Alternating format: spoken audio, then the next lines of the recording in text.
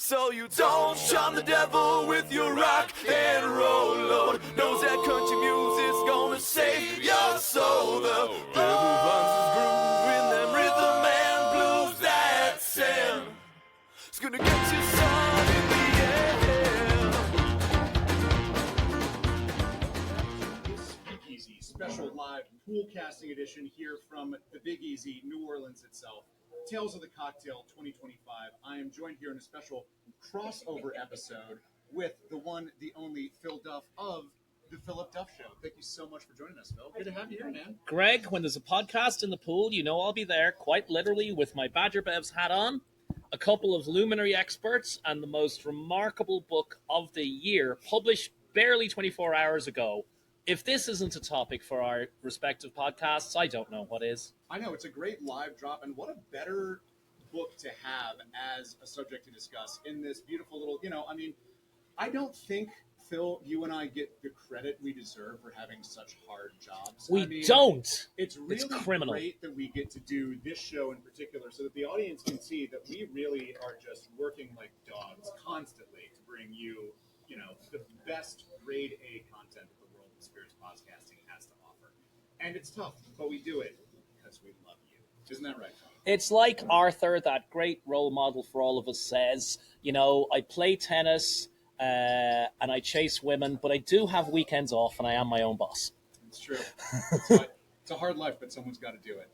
Anyway, we are joined by, speaking of people who also have a hard life Indeed. in the spirits world, we're joined by the one and only Alexandre Gabriel and Matt Pietrek, who just wrote this fantastic book, The Rum Never Sets, 300 Years of Navy Dock Rum. Thank you so much for joining us, guys. It's great to have you here.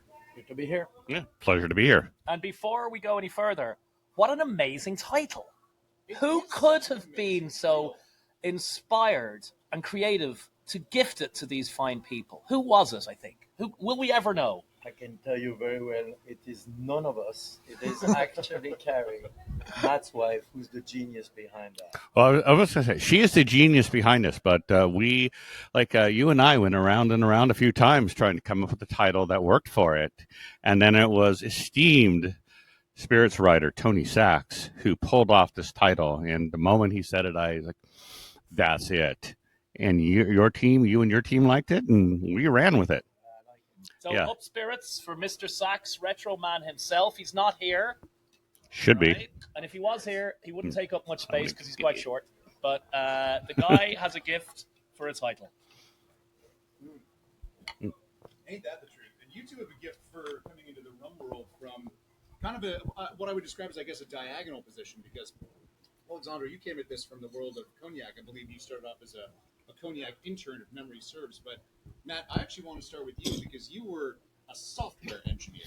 How does a software engineer make the moves in life required to write a book of 100 years of rum history? Oh, I wish I knew, but If anyone knows, it's not yeah. you. I mean, that's the thing about software nerds. We're passionate about things, and we need to know how everything works. And this was probably 15, 20 years ago. Friends of mine started making cocktails, and a couple of them were tropical, and I was hooked. I need to, how does this work? Well, where have you been all my life? And I started getting tropical cocktails. I read the works of Beach Bum Berry, David Wondrich, who I can now call my friends, and started making cocktails, started writing about it. I had a prior career as a writer about technical stuff, but writing about it. And at some point, I decided to quit my job. Alexandre says I retired, but I've never worked harder in my life since quitting my job to write about spirits and cocktails.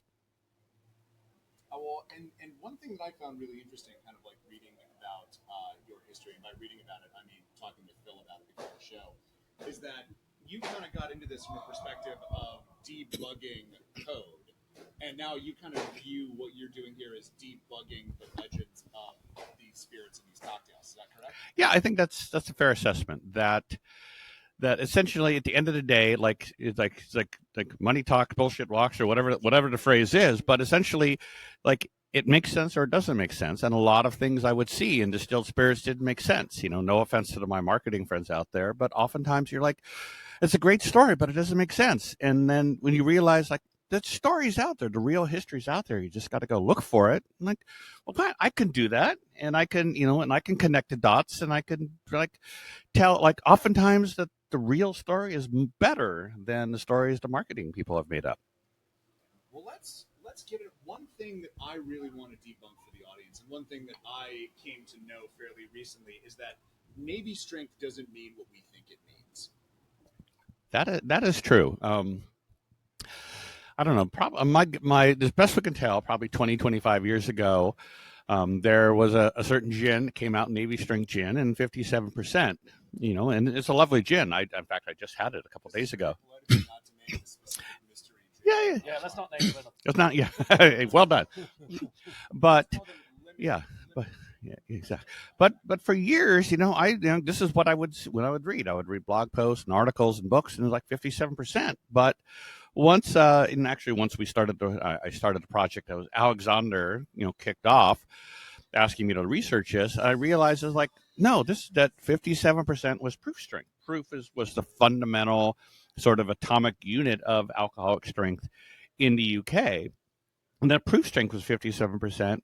And that once you understood that, if you look at all the records, everything's talking about Royal Navy rum being under proof, like deliberately less than proof strength. And that in turn demolishes these ideas of like, well, the sailors would try lighting their rum on fire to verify that the purser hadn't gypped them on their rum. Like, no, they were deliberately issuing rum that would not light on fire, that would not explode. Which, when you think about it, seems like a good idea if you're going to be on a wooden ship in the middle of the ocean, doesn't it? Yeah, very, very much so. I mean, in the process of this research of trying to figure out like what is truth and what's not, I ended up having, going through books about naval architecture and trying to see like how do they design these ships, and what I could find, it was very clear that the munitions, the gunpowder, were in a very specially constructed room.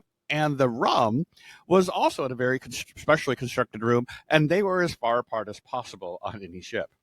It's probably worth interjecting here. Myself and Alexandre might be the only people who remember, but some years ago, celebrated, also transplant to New Orleans, just like you, Matt, writer Wayne Curtis had a seminar here at Tales the Cocktail, where he actually tested what we now know to be a myth by setting gunpowder on fire that had been doused with theoretically, and it worked actually, and also set off the alarm, and that's why Tales isn't held at the Monteleone anymore. I'm gonna remember that, Alexandre, or no? Yeah. But I will say, I remember Alexandre doing the test himself. There's actually some pictures of this in the book, and it was like, and we're in France. Like, where do we find gunpowder? And there's a whole story that you'll have to read the book to see the pictures to fully understand. But my wife was like, "You're not going anywhere near Alexandre while he's trying this." You don't have good connections. Just like the parents, it's so cool. They said you're not going with the right kids. Yeah.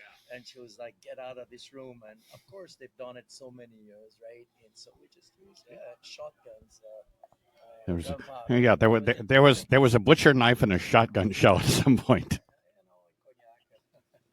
We do what we gotta do.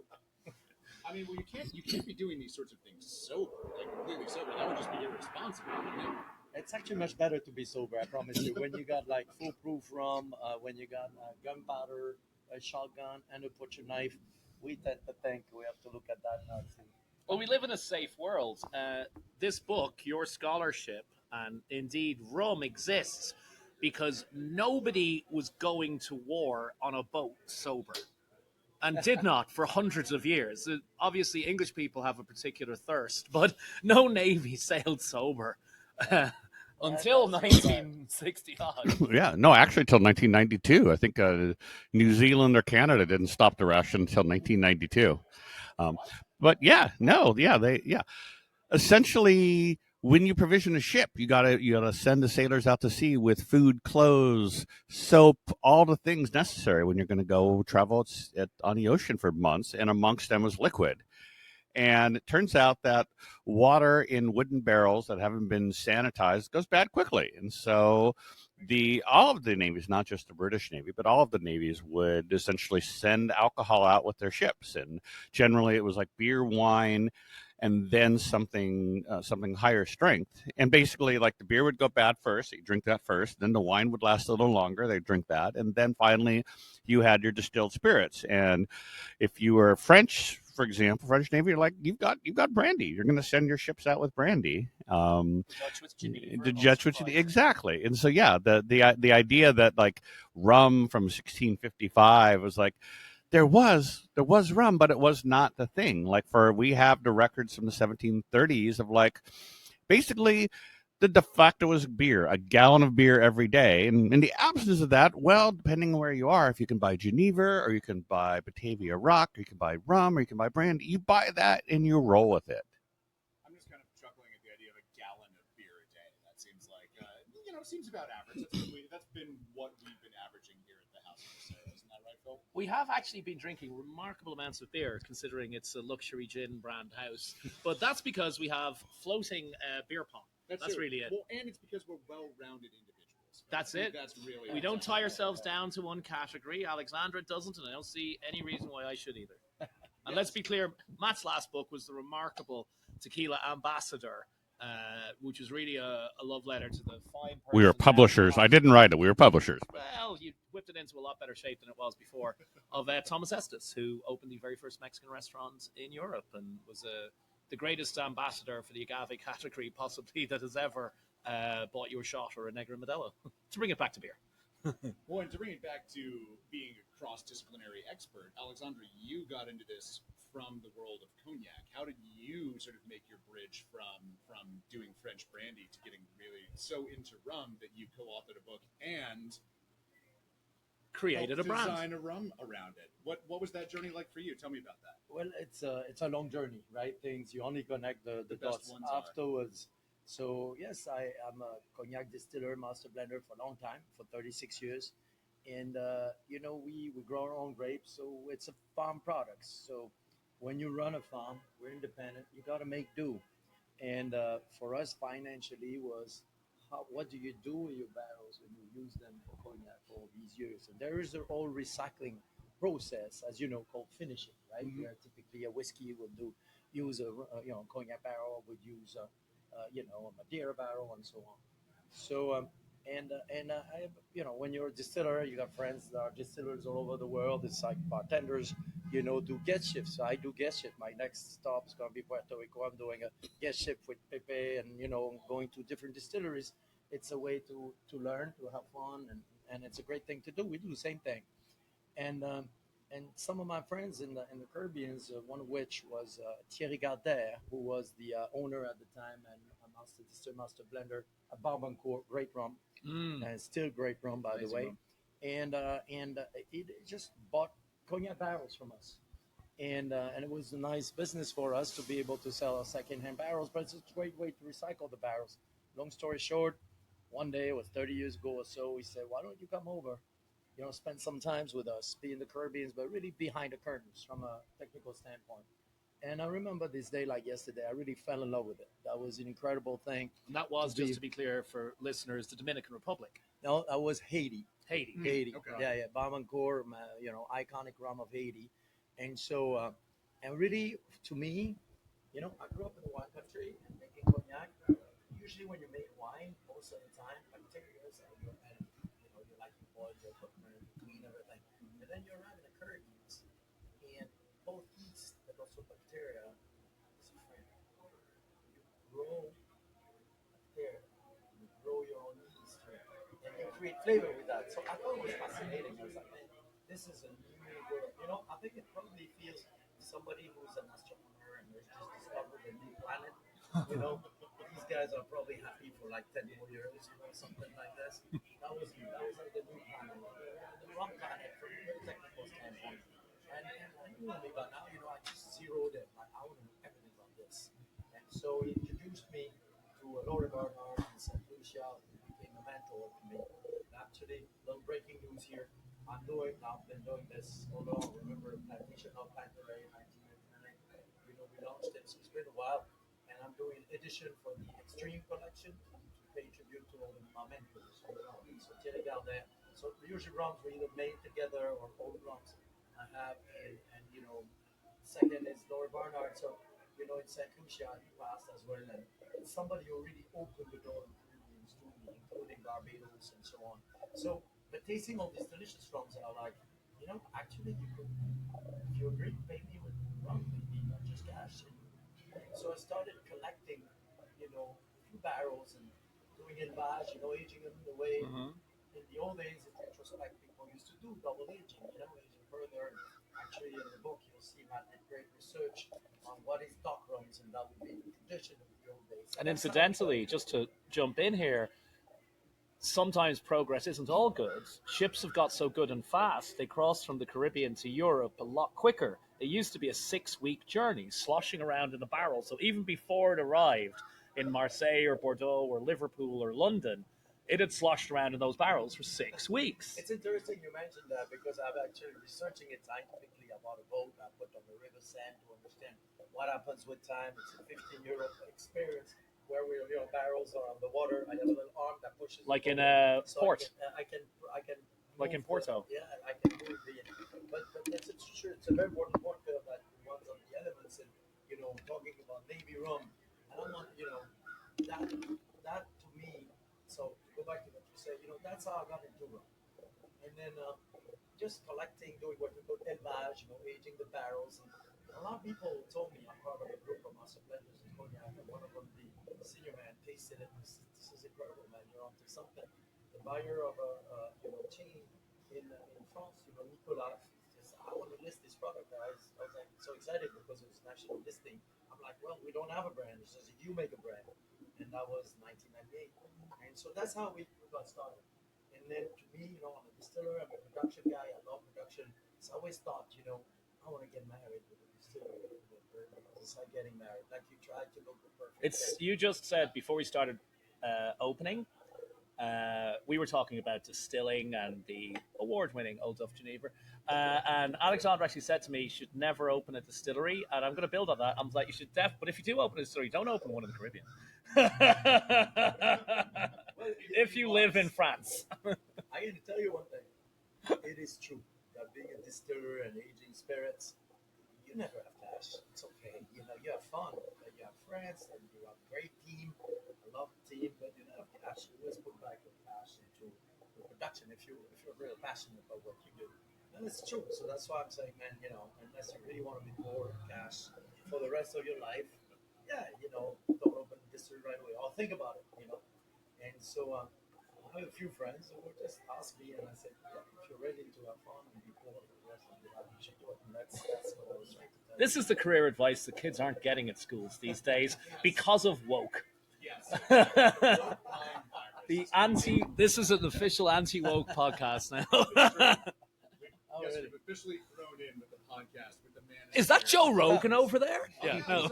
Yes, he's going to be on tomorrow's. Next up, Teo Von. Yeah. Yeah. If you ever wondered what he looked like shirtless, it's however roided out you think he is. It's more. Even better. It's better. Yeah. Well, I want to talk a little bit about Matt. Your kind of impressions of this particular rum. When did you first encounter the whole Mr. Fogg idea, Mr. Fogg concept? What was it like for you? Being like, oh shit, there's going to be a rum kind of companion piece, a rum cousin to this book. So that's an interesting question. It's making me think about it a little bit. But essentially, as it played out, Alexandre and his team came to me and said, we want to better understand what exactly was London Dock rum, what Royal Navy rum was. And, in the back of my head, I thought, given the past experience with Dave Wondrich and some of their, the projects associated with him, I thought they could make a rum out of this someday. But I didn't know that we would find out about open vatting and that Alexandre would have to go to the French excise authorities to let him rip the tops off of vats. And to be honest, is I handed off what I had done in 2019 and sort of moved on to our other books. We finished Minimalist Tiki, we did Modern Caribbean Rum, and it sort of disappeared from the back of my mind for a few years until Alexandre's like, Matt, we're doing this. We have these open vats. What? We have these open vats. I'm like, come see them. So I went there. I'm like, holy cow! Okay. So I knew that at some point I was like, okay, they're actually doing this. That's crazy, but I love the idea. And then in terms of the name, it came about there was a gentleman early on in my research named Michael Fogg, who was he provided such amazing resource material that sort of set me off in new directions. He in the 1960s through the 1970s worked for ED&F Man. He worked for the company that at the time supplied, they were then the sole supplier of rum to the Royal Navy, and he worked for them.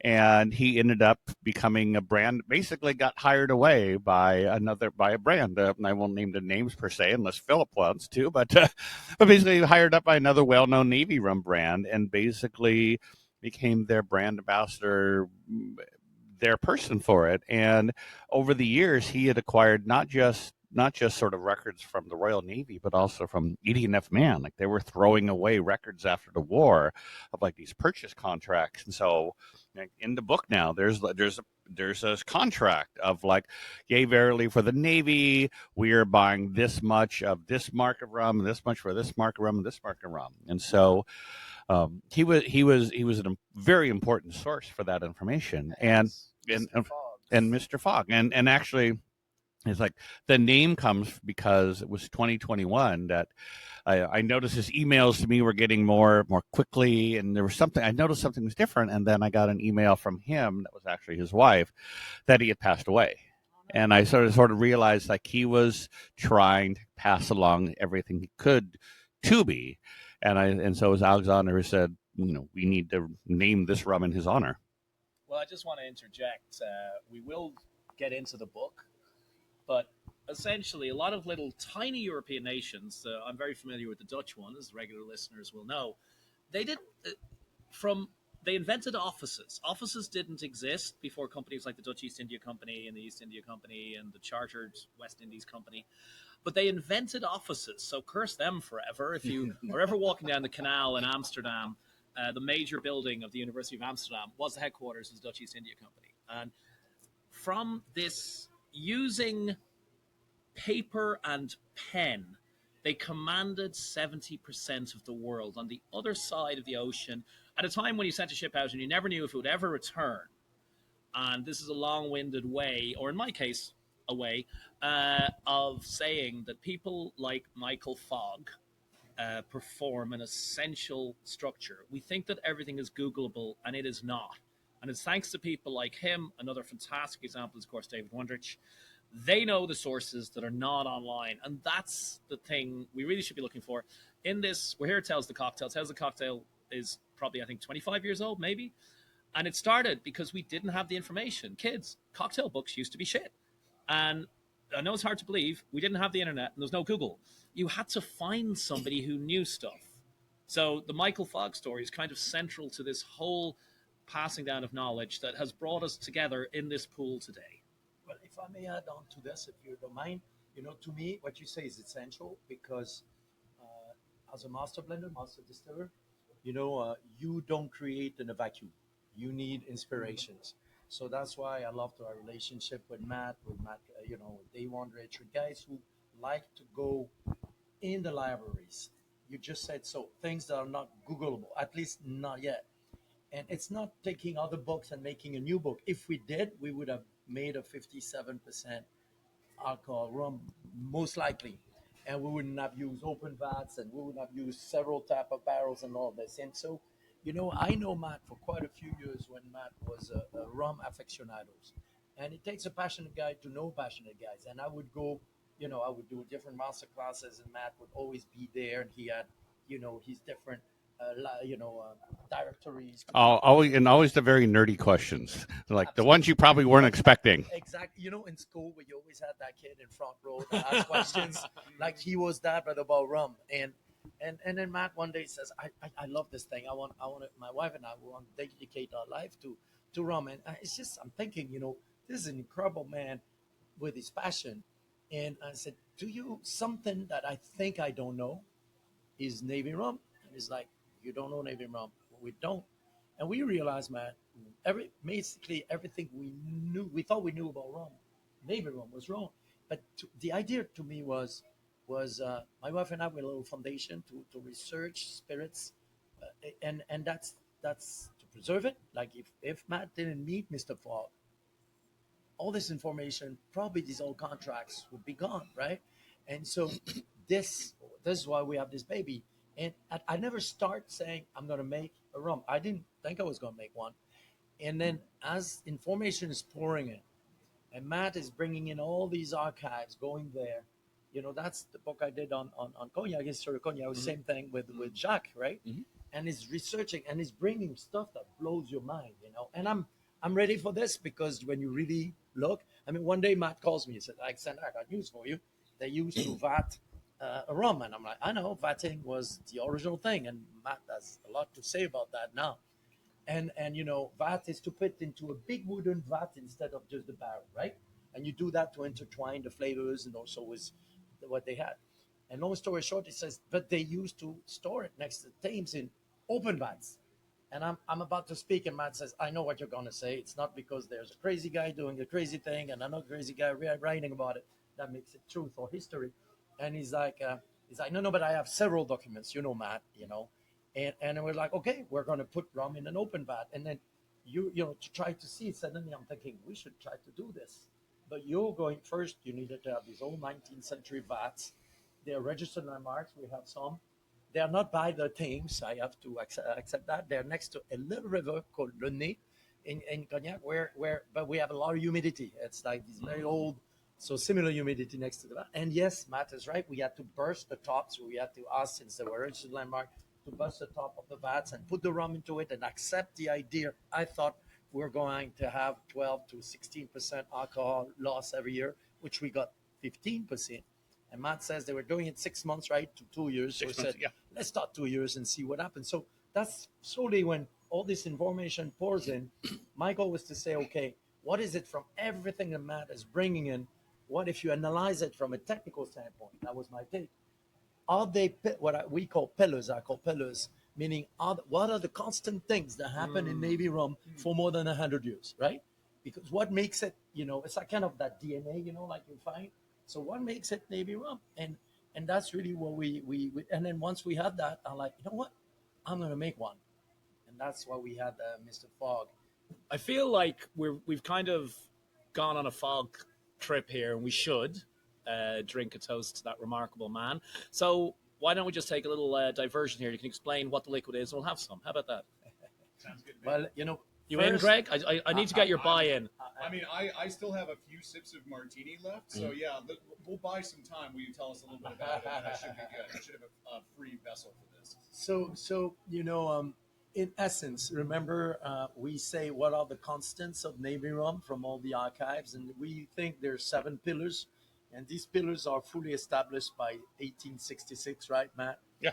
And where proof is established and we're not going to review all of them, but I can give you by name some that are very intuitive. Navy rum is a blend of different origins, right? So I think we kind of know this, right? And then, the second aspect, yes, they're aged on both sides, mostly at the point of destination. They were stored, and, by the time, back then, 200 years ago, was it storing in a wooden barrel or was it aging? The limit was quite thin, like people realize only, there's a big debate who first discovered that putting a liquid in a barrel makes it better. Of course, in cognac, we think it's the cognac guys, the whiskey guys, the thing is the maybe whiskey. The question is, how cheap is the barrel, right? Yeah. Obviously, American bourbon mandating that it must be a fresh barrel meant almost overnight that the world's barrel supply became American and cheap. And that changed, actually, what you're talking about changed. And that was important. That's the pillar number 3, is the use of different barrels and not just American oak barrels. You knock it right on the head. Because before, American whiskeys were using different barrels, recycled barrels. Because remember, I grew up on the farm. In the old days, you don't throw anything away. You just recycle everything, right? And so recycling barrels over and over again. Plus, remember, barrels was a way to transport. There was no container. The container of the time. There were no stainless steel containers, no plastic totes. It was like nothing. Like everything went into a wooden puncheon.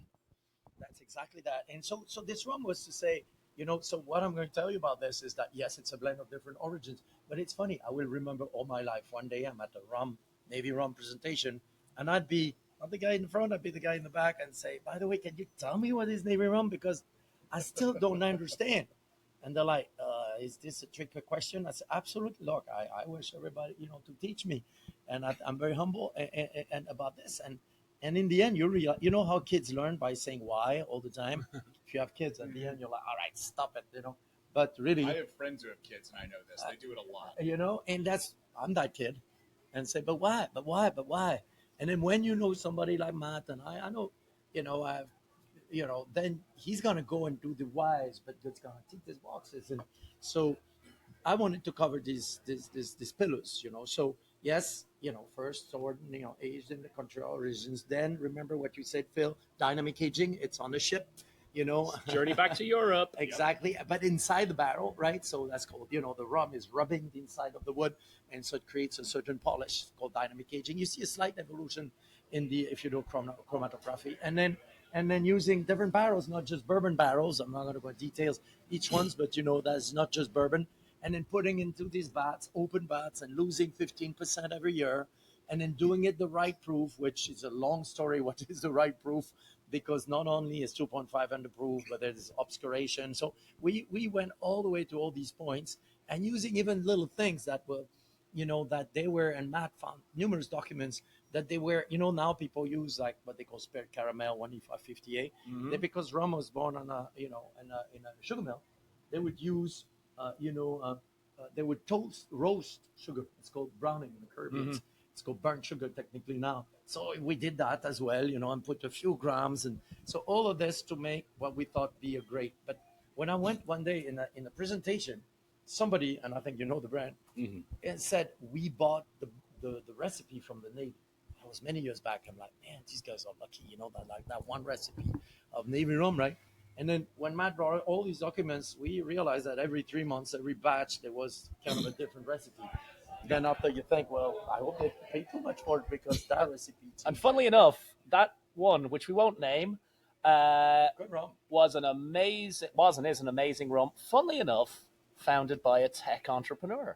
That's true, It really was. and also a former, I think, a Canadian who was, I think, in the American Air Force. Ryan Gosling, Ryan Reynolds, and this asshole too. Well, look, obviously I made a mistake by asking Alexandre to briefly sum up what we're going to be drinking. So perhaps we should drink that toast to Mr. Fogg. Voila. There you go, man. Beautiful. Thank you. Because it's good to talk, but I think drinking is a good thing too. Look at that. I mean, why do you think we have drinking-based podcasts? Those Exactly, are our two man. favorite That's things, the talking right and way. drinking. That's the good way to go. So Matt, you want to instruct us in the toast? And for everybody, if you're listening, you can drink along at home. Go and pause it. Go grab your favorite rum or Geneva, and Matt will lead you in the call and response of a proper naval toast. Matt, pick up your mic. Oh, We'll have some standards. I'm holding my rum, man. God gave you two hands for a reason. Exactly. All right. Yeah, that's fair. It takes time. Yeah, No one can just walk in. that's One true. does not merely walk into podcasts. One swims in. So, We staggered in. right? So many people know the phrase associated with Royal Navy rum, the daily issuing of rum to the sailors was always heralded by somebody yelling, "Up spirits."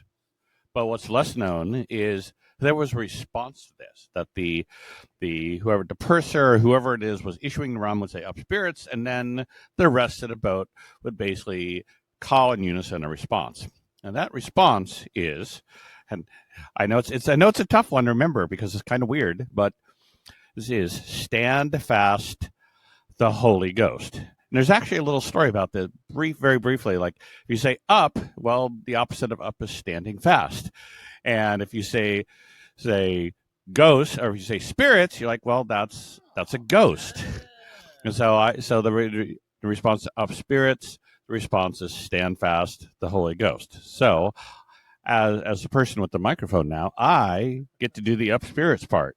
Okay. We'll do the stand fast. Thank you for clarifying. Up spirits! Stand fast, the Holy Ghost. Ghost. And to Mr. Fogg, God And to rest Mr. him. Fogg, yes. Absolutely. God bless him. And to his family. Well, I was fortunate enough to meet Mr. Fogg once in London, and we were supposed to meet for an hour, and 5 hours later we got torn apart. Like, you have to go home now. His wife's like, you have to come home now. can we just, I think before we get into the book, I'd like to just bring those listeners who haven't read it, which is 100% of the people, because the book was only released yesterday, up to date. Obviously, European countries going to the Caribbean in search of sugar wealth. Rum did not start off the way that it is now. Arguably, it started being distilled in India with the British, but initially it was a terrible spirit, kill devil. It was not made from molasses or sugarcane juice. It was made from the skimmings off sugar boiling. But when the sugar prices began to collapse, definitely after Napoleon's contest allowed for the production of sugar from sugar beet, everybody realized there was more money to be made from rum. And rum, as we know it, made from sugarcane juice or molasses, was born. And it is arguably what kept colonies afloat. And they had a single big customer, which is to say, the Navy, right? So that's just by way of giving a little background to when we can start talking about the book and the research that brought us to talk about naval rum. So, Matt, Alexandre, I don't know which one of you want to start off talking about naval rum. Maybe you want to kick us off, Matt? Yeah, I can kick it off. Essentially, naval rum was born out of a necessity that I mentioned earlier, that the Navy, when they would send ships out, they needed to send alcohol out there, not just as a preservative, but also this is a good hook to keep your sailors from abandoning ship. Like, if you're giving them a daily supply of wine or beer or something boozy, they're more likely to hang around. So, but if you think about it, like, we have records, the navies were sending out ships in the 1500s, 1600s, so well before there was rum as we know it. So clearly there was other alcohol. Early on, the Royal Navy was sending out a lot of French brandy because, before Napoleon comes along, like, the Brits and the English, they'll trade, or the Brits and the French will trade, and it's like, hey, lots of French brandy here, let's send that out. But as essentially the British Empire expanded and the boats are going farther and farther afield, it's like, okay, at some point you've been out there 2 months, you got another 2 months home, you need to resupply where you are. And you can't pull into say what's now Vietnam and say, like, we need rum. They don't have it there. So essentially the Navy gave the okay to, like, essentially the captains or the pursers, buy what you can get locally. Like, here's sort of a list of things like this. Buy what you can get locally. And then by the 1800s, though, the British Caribbean had come about as a powerhouse of making rum. Jamaica had come online, making millions of gallons a year. Guyana would soon come along as making millions of gallons a year. And at some point, the Royal Navy, it's in the book, but basically the Royal Navy said, like, rum is the thing. This is our thing. It's going to always be rum. And it's actually where they transitioned from trying to, like, issue rum at whatever port there might be to, like, actually we're making the rum ourselves. Isn't that bizarre, though? Just pause for a moment. English people picked a delightful spirit that could not be further emotionally or geographically from the rain-soaked grey little islands on the edge of Europe that they inhabited. I mean, it's the thing beforehand that both the Dutch and the British really got into. The world's first luxury exported spirit was Iraq. Batavia, Iraq, which is even more of a mind fuck, frankly. Yes. And this was like the hottest parties in London in the 1600s, were when a boat came back from what they called the East Indies, and you would go and party on the boat. That was their Met Gala, and you would drink 50% ABV Indonesian Iraq at a time, and again, this will be amusing for our listeners, when British people didn't drink spirits. There was that magical time. I know. They came late to the game, but they got into it very well. But that was the hottest party in time. Yeah, it's true. Yeah. And actually, like, that Iraq, a lot of that was going into punch. That, like, punch, we believe, I think it was Wonder Issue, like, punch is from India, from Southeast Asia, India. And so a lot of these spirits were punch. Batavia Iraq punch was probably a bigger deal before rum punch was around. It's bizarre. But let's go back in. So the British Royal Navy in particular is the world's biggest rum consumer, the single biggest customer, and they practiced. Kids, it's not just fun and games here on the Speakeasy and the Philip Duff Show. We're also going to educate you about stuff that you haven't heard in school. right? Because 40% of you went to American schools, and obviously the listeners are those lucky ones who weren't shot. The colonies practiced. and learned to drink. That's also the other thing you learn in American school. Well, you learned on this podcast. Yes, exactly. If you're listening to this podcast, congrats, you made it. You did it, guys. The colonies practiced what's called mercantilism. So, a colony had to buy finished goods from the mother country. Even if there was another branch of the colony nearby, you had to buy the finished good, the brand, if you will, from the mother colony. So, if you were the English colony that would become America, you had to buy molasses from the British colony in the Caribbean. And the problem was that the British colonies were charging, I think, 10 pence a gallon for molasses. And the French Caribbean colonies had no use for molasses. They were basically giving it away. They were charging 6 pence a gallon. Basically, the French had prohibited producing rum from their colonies because they didn't want French brandy companies didn't want competition. So the first time that magical phrase, no taxation without representation, was ever used was in a protest organized by English settlers in the country that would become America, because they were protesting against having to buy molasses at an inflated price, because the second spirit produced in America, after Geneva, was rum. America was built on rum and exists because of rum. But that mercantilism had its benefits too, and one of them was that the Royal Navy became the world's largest buyer of alcohol and only ceased to serve it because they began to think that having I think in the end the ration was 60 mils a day, maybe 100, but giving that to people in charge of nuclear submarines, probably not the best idea. Yeah, absolutely. There's You don't want to accidentally end. You want to do it intentionally. You want it to mean something. Yeah. And actually, it's sort of interesting. We think like Black Dot Day 1970, we think that was like, oh shit, this was a surprise. It's like, no, the Royal Navy going back at least 100 years have been trying to like knock off the issuing of spirits because we have drunk sailors. And and in the book we talk about how you'd get whatever amount, 2 ounces, 4 ounces a day. You would talk about this, but the sailors were crafty, and they would like, screw that. We're going to save up 3 or 4 days worth of this stuff and then drink it all at once. So alcoholism was a persistent problem. And because rum was their pay, they would essentially offer, if you don't want the rum, we'll give you a certain amount of money in pay. So there was always some amount of sailors who were like teetotalers, say, we don't want the rum, we want the pay. But over time, as the rum ration got smaller and social mores changed, essentially the percentage of sailors actually taking the ration instead of getting pay diminished and diminished and diminished. And the officers, the people, Admiralty was trying to like push it, go faster. Like, we don't want to be doing this rum thing, but it was also, we're going to have a mutiny if we stop it right away. And so by the 1960s, it was sort of reached this point of like, we think we can pull this off. We have enough justification. Enough people are taking money instead of rations. So now's the time to sort of cut that off now. So that day was July 31st, 1970.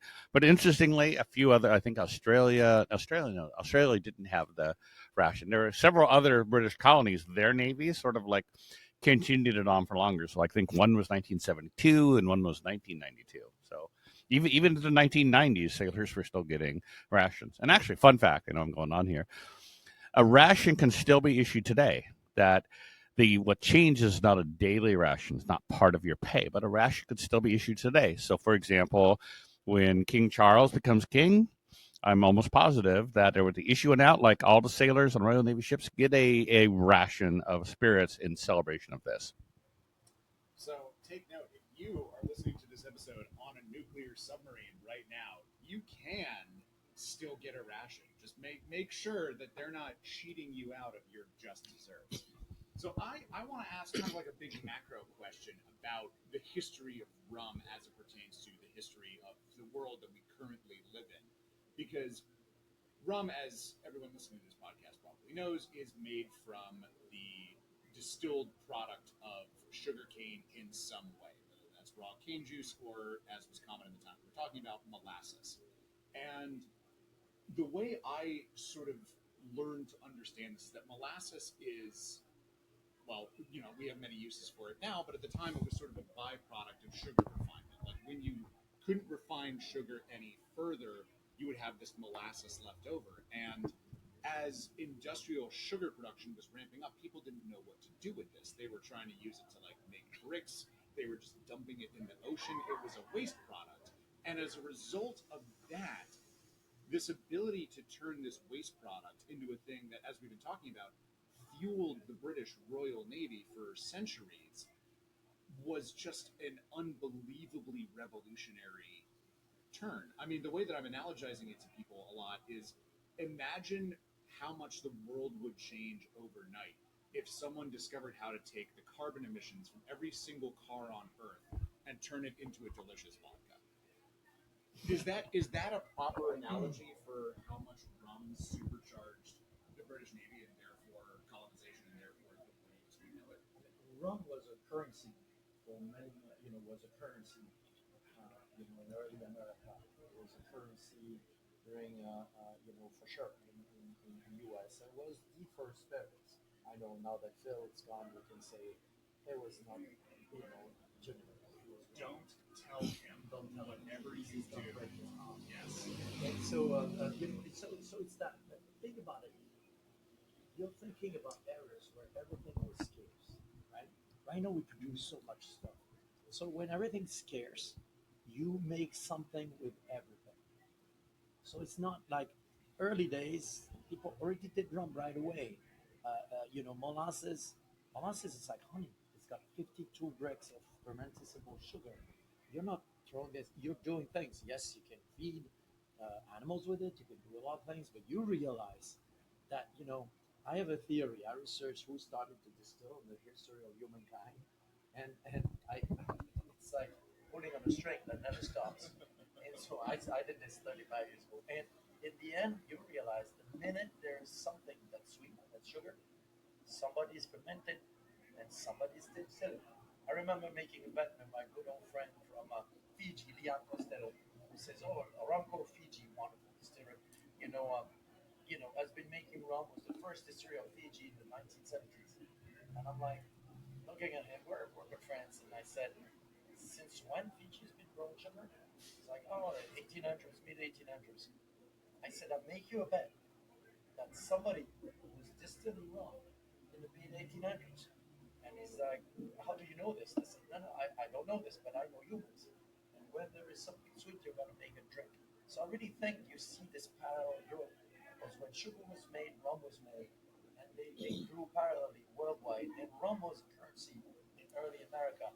George Washington, who spent a little time in Barbados, insisted on his inauguration day as a president of America to have barrels of rum from Barbados. So it's part of the history of the Americas, and you always had it.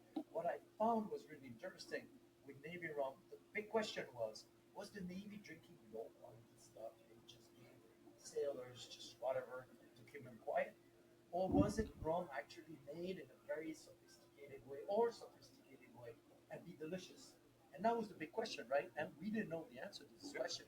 We're like, was it just like booze, or was it something cool? And really, I'm glad to say, I think one of the things that we were able to establish is actually it was good rum. And yes, price mattered, but it was good rum. And if you think about it, imagine if you drink rum every day. At the end, it was about 38 centiliters per person, but it was much larger before, twice as much. You get your palate developed, if you start doing something every day like this. And so actually what we established with the book, and that's what I thought was fascinating, answer the question. No, it's not cheap stuff. It was actually something quite intricate, the way it was produced. And that's where I thought was so inspirational. And that's why we created, Mr. Fall. Well, to jump in, two things. The world, even growing up in my native Ireland was like desperately poor. And when it joined the European Union in 1972, Ireland and Portugal, every single other country opposed it joining. Not the French. We love the Irish. Yeah, not relevant. But we do. Many Irish people would join the British Army or Navy. And this confounds people because of the colonial history of Ireland. But it was a job. It was a job, and it was 3 square meals a day and a little bit of money at a time when, and rum. Exactly. Well, that's the thing. That was the other enticement that you needed. But it was definitely excellent rum. Naval rum was great. And I'd like to tell an anecdote from our friends in Trinidad. I was over doing research there with Angostura, and they have a rum that you can basically only get in the Caribbean, and it's their 151, Forest Park Punch and Rum, which I think is 160 proof, 80% ABV. And jokingly, I had been like welded at the hip to the master distiller emeritus, friend of the podcast, John George's. I love John George. John George's, by the way, Good man. he is retired from Angostura, but he's not gone. He has the most amazing voice. So if you call Angostura, he's the switchboard, like press 1 for operation. It's great. If you ever miss John George's, just call the Angostura switchboard. I've offered to have him like read bedtime stories to me. Oh, no, it'd be great. He would, yeah. But John... We have a really good podcast studio for you here, John. You can come by anytime for the poolcast. Oh, John's good fun. Yeah. But I jokingly said to John... we were talking about something relevant, I suppose, which is that recipes change over time, especially for things like liqueurs, by the way. But people up the proof, lower the proof, add sugar, take it out, put in stabilizers, all this kind of thing. And he mentioned that they'd reformulated Forest Park Punch and Run.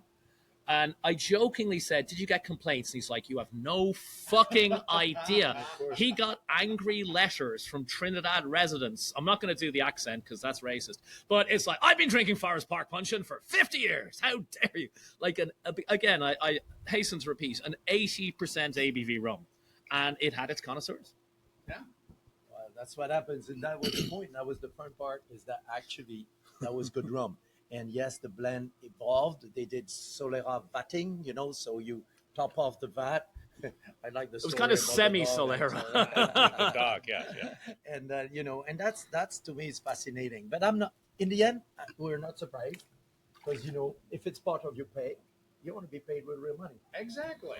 Yeah. And speaking of which, I have one last question for my co-host here before we wrap up. Phil, you didn't get a beer from me? I thought I was the only authentic sailor person, and we've actually gone backwards. I've gone from drinking, the rum used to be drunk last, now I'm drinking the beer. I mean, it's light beer, so it's barely beer at all. Well, do you want a beer? I would love a beer. Do you want a beer, Alexandre? I'm good. I'm sticking with the rum for the moment. I'm good. I'm still I have a little martini. surprise. Our friends from Sugar Monk, the amazing cocktail bar in New York City, have arrived, and right now they're making us Vespers. So, fantastic. That sounds good. so All right. Well, I guess that makes this a good place to pause for now. But until next time, maybe with these folks, maybe somewhere else, poolcasting. Appreciate you all tuning in for a special bonus episode of both the Speakeasy and the Phil Duff Show. So, until next time, on behalf of me, my guests, my wonderful co-host, the one and only Phil Duff. Cheers, everybody. So you don't shun the devil with your rock and roll load. Knows that country music's gonna save your soul. The